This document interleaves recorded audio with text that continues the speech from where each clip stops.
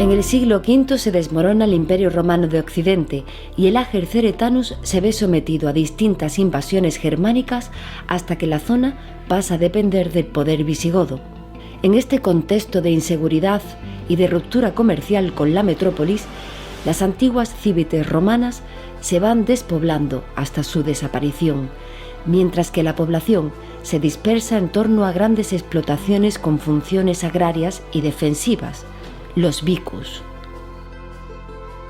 En el siglo VIII se produce una batalla dinástica por el reino visigodo entre el rey Don Rodrigo y los hijos de Witiza, el anterior rey. El gobernador bizantino de Ceuta y aliado de los hijos de Witiza, Don Julián, con el apoyo de tropas amazigh, cruza el estrecho para enfrentarse al ejército de Rodrigo. La batalla tiene lugar a orillas del Guadalete en el año 711. En la contienda, el rey Don Rodrigo muere y las tropas mercenarias de los opositores, vencedores de la batalla, recorren sin graves problemas los campos de la Bética.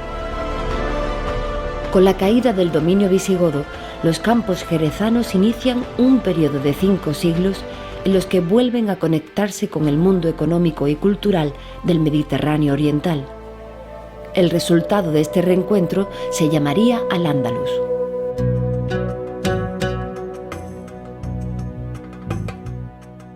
En el año 743 se crea la Cora de Sadunia, en la que se incluyen las campiñas jerezanas. El control de esta demarcación queda a cargo del sirio Balí ben Bish, cuyas tropas se dispersan por la comarca dedicándose a la agricultura, el control militar y la recaudación de impuestos para el Emirato de Córdoba.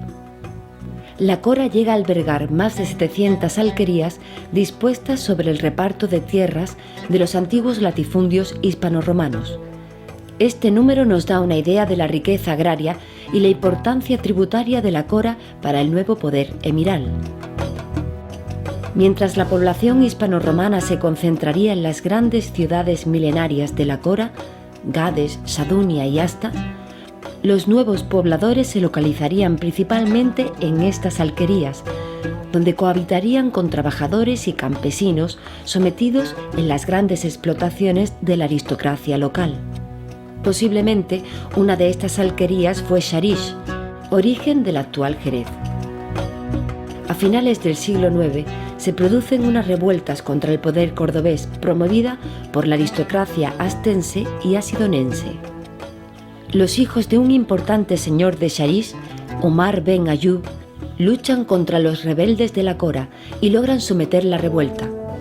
Como consecuencia de ello, el emir Abalá de Córdoba cede el control de la zona a los hijos de Umar, iniciándose así el momento histórico de creciente influencia de Sharish en la comarca, hasta hacerse con la capitalidad en la Cora en el siglo X.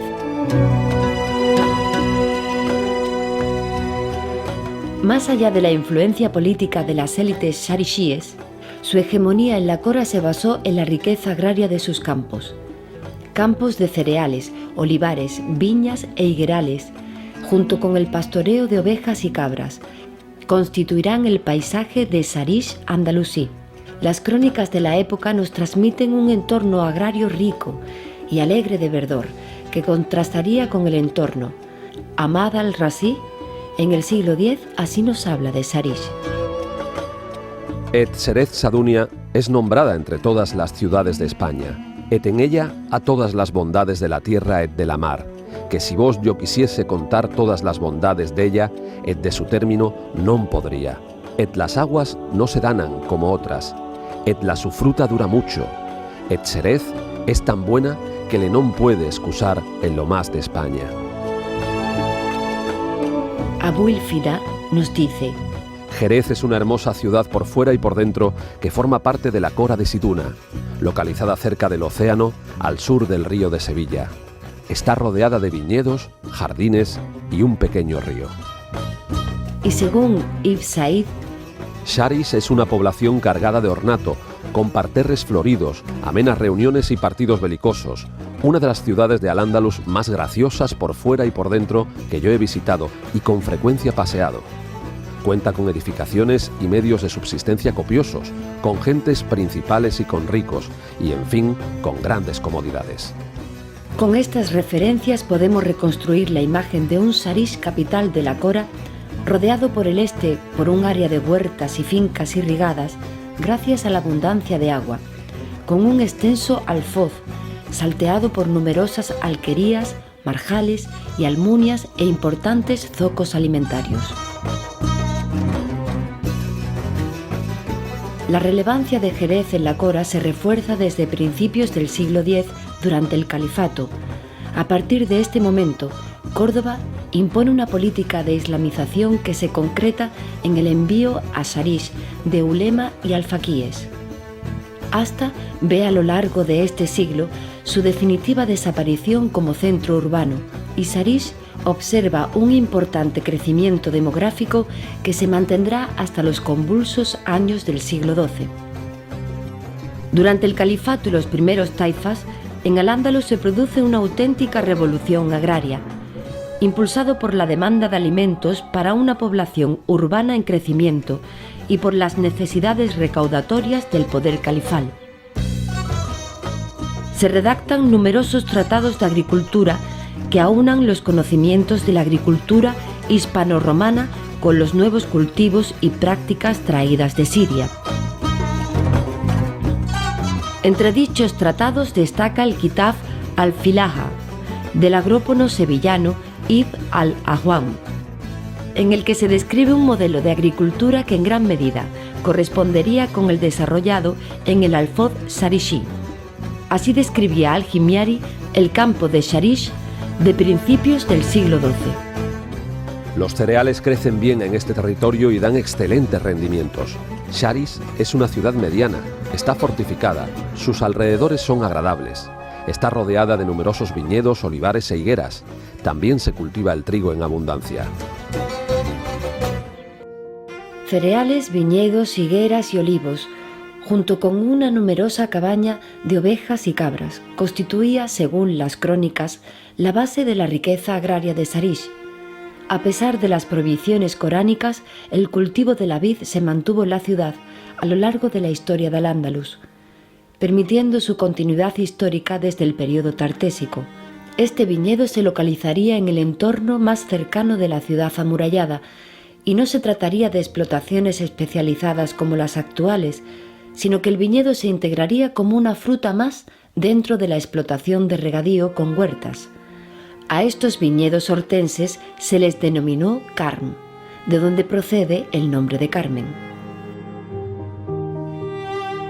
La segunda mitad del siglo XI abriría un periodo de enorme inestabilidad, marcado por la debilidad de los reinos andalusíes, las razias infligidas por la caballería de los reinos del norte y la incorporación de Al-Ándalus al ámbito de influencia de los imperios magrebíes. En 1145, tras el debilitamiento del imperio almorávide, el gobernador de Sarish, Abu al-Gamar, se constituye en el rey de la taifa sarishí. Poco duró este reinado, pues un año después al-Gamar se ofrece en vasallaje al emir almohade Abd al-Mumin, justo en el momento en que éste inicia la invasión de la península ibérica. Con la incorporación de Al-Ándalus al imperio almohade, Sarish adquiere una mayor relevancia como centro político, económico y militar del sur de la taifa de Sevilla. La ciudad se militariza, se refuerzan las murallas y se construyen nuevas estructuras defensivas, a la vez que se convierte en una plaza importante en el suministro de soldados, caballos e impuestos para el poder almohade. Sin embargo, el hostigamiento de los ejércitos castellano-leonenses a las poblaciones andalusíes se acrecienta. Ya en época de Alfonso VI, tropas leonesas habían alcanzado las tierras sarishíes, arrasando con campos de cultivo y alquerías.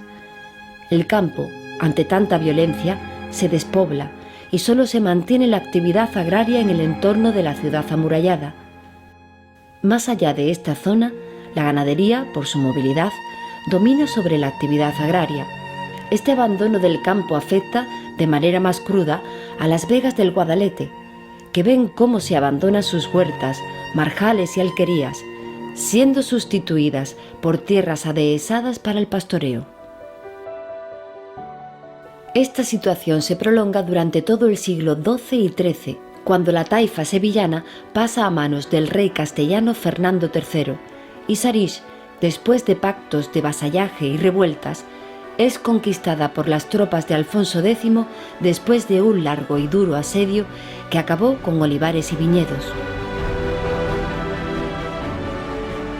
Tras la conquista de la ciudad en 1264, su población fue exiliada y las tierras del Alfoz repartidas entre los caballeros y soldados que tomaron parte en la batalla.